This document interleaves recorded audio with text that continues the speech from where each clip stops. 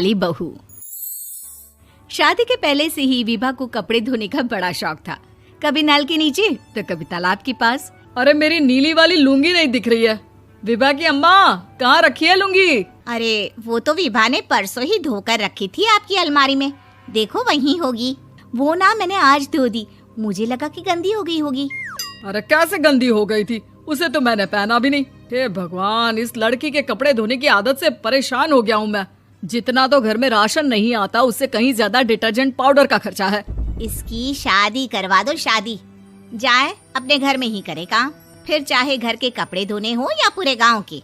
हाँ ठीक बोल रही हूँ, देखता हूँ मैं कोई लड़का। वो दिन भी आ जाता है जब विभा को देखने लड़के वाले आ जाते हैं। लड़की मुझे अच्छी लगी। होने वाली सास कहती है, बेटी अगर कुछ पूछना है तो पूछ लो। वैसे तो हमारी लड़की बहुत ही शर्मीली है, जो बोल दो वो मान लेती है, इसे क्या पूछना होगा। अरे कैसी बात कर रही हो माँ, मुझे इन लोगों के घर रहना है, सवाल तो कई है। हाँ हाँ बेटा, पूछ लो ना, क्या पूछना है। आप लोगों के घर कपड़े कौन धोता है? सास का मुंह बन जाता है। देखो, अगर तुम ये कहना चाहती हो कि तुम्हें कपड़े धोने नहीं आते तो सुन लो, कपड़े मैं ही धोती हूँ, लेकिन तुम्हारे आ जाने के बाद मैं रुमाल तक नहीं धोऊंगी। अरे चुप रहना भाग्यवान, बहू बेचारी घर आई नहीं, उसे डराना शुरू कर दिया।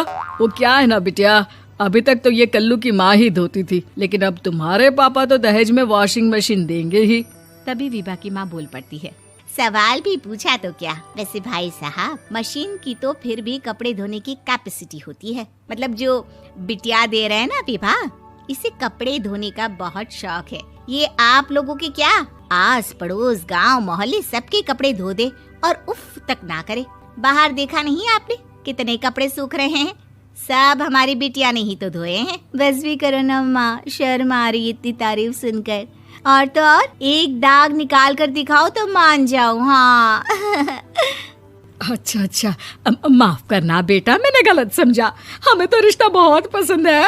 और ऐसे जुड़ जाता है रिश्ता कपड़े धोने का शौक रखने वाली विभा का। उसकी शादी हो जाती है कोयला फैक्ट्री में काम करने वाले कल्लू के साथ। शादी के बाद अचानक विभा चिल्लाती हुई सास के पास आती है। सासू माँ, अरे सासू माँ कहाँ है आप? ये तो धोखा है, धोखा दिया आप लोगों ने मुझे। इसे ससुर के चक्कर के बारे में पता चल गया। अरे तो उसमें तुझे क्यों धोखा मिला है? अरे नल में पानी नहीं आता, कपड़े कैसे कब धुलेंगे? अच्छा, तू पानी नहीं आ रहा उसकी बात कर रही है। तो आपने क्या सोचा? कुछ नहीं। अच्छा, तेरी माँ ने कहा था कि कपड़े धोने का शौक है तुझे, याद आया मुझे। शौक बोलकर कपड़े धोने वाले मेरे जुनून को कम ना आके सासू माँ, कपड़ा धोना मेरा गुरूर है। तभी पति भी वहाँ आ जाता है। अभी मैंने इसे सनी देओल की फिल्म दिखाई है, उसी के डायलॉग मार रही है माँ। अच्छा सुन, साफ साफ बता रही हूँ, पानी सुबह 4 से 6 और शाम को 10 से 12 आता है, समझी? विभा टाइमिंग सुनकर हैरान हो जाती है। ये क्या भूतों का मोहल्ला है? सुबह 4 बजे उठकर कौन कपड़े धोता है? 4 बजे टंकी में पानी जाता है, फिर सारा दिन धोना ना, किसने मना किया? अरे कैसी बात कर रही हैं? 200 लीटर की टंकी में कितने कपड़े धो लूंगी मैं, सुबह ही उठ जाऊंगी मैं। अब क्या था, विभा सुबह 4 से लेकर रात के 12 बजे तक कपड़े ही धोती रहती। एक रोज सास पड़ोस से निकलकर कहीं जा रही होती है कि साथ वाली कहती है, हाँ कल्लू की माँ, जरा ये बताओ कि 2 साड़ी है, 2 ब्लाउज और 1 पेटीकोट और 1 नाड़े वाला लंबा कच्छा।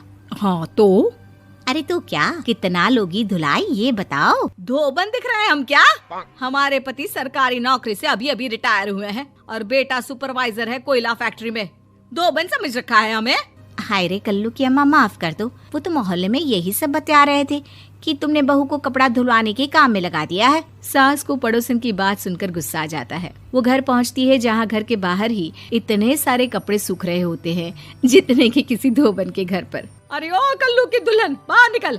माँ जी यहीं आ जाओ, बाथरूम में चादर धो रहे हैं हम। अरे अभी हम धोते हैं, तुमको बाहर निकलो। ये आस पड़ोस वाले बोल रहे हैं कि हम बहू से कपड़े धुलवा कर उसे कपड़ा धोने वाली बना दिए हैं। अरे छोड़ो ना माँ जी, किन लोगों की बातों में आती हो? आस पास के लोगों का तो काम ही होता है कि वो किसी तरह सास बहू को लड़ा दे। बहू सारे घर के कपड़े धोती है, ये क्या कम है? बोलिए। सास को भी लग जाता है कि वो बहू का ये सनकीपन नहीं छुड़वा सकती, इससे अच्छा है कि खुद ही चुप हो जाए।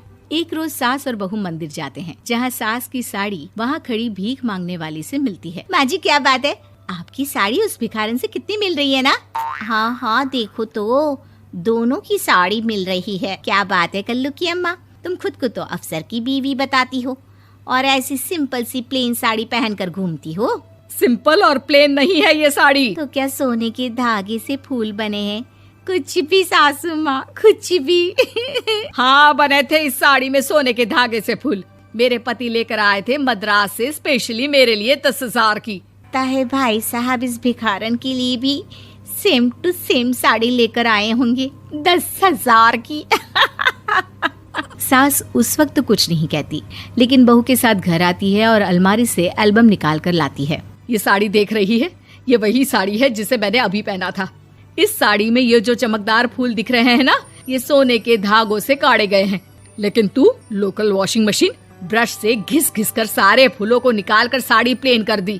मुझे माफ कर दीजिए सासू माँ। और तो और, जब मैंने तुझे तेरी गलती के लिए कुछ नहीं कहा, लेकिन तूने तो सबके सामने मेरा मजाक ही बना दिया। क्यों? बहू को समझ में आ जाता है कि अब से उसका कपड़े धोना बंद।